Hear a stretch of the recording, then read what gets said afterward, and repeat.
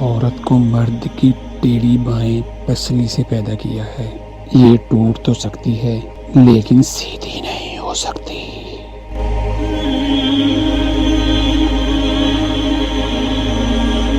اس حدیث کے بارے میں مکمل رہنمائی فرمائیں۔ یہ حدیث صحیح ہے، اس کا مشاہدہ بھی آپ روزمرہ زندگی میں کر سکتے ہیں۔ اپنے دائیں بائیں دیکھ لیں، عورتوں میں یہ چیز پائی جاتی ہے۔ حدیث درج ذیل ہے۔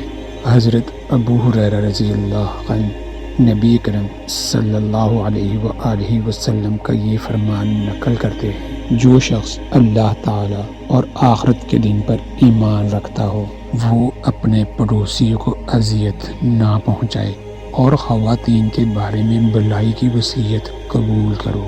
انہیں پسلی سے پیدا کیا گیا ہے، اور پسلی میں سب سے ٹیڑھا حصہ سب سے اوپر والا حصہ ہوتا ہے۔ اگر تم اسے سیدھا کرنے کی کوشش کرو گے تو تم اسے توڑ دو گے، اور اگر اس کے حال پر رہنے دو گے تو وہ ٹیڑھی رہے گی۔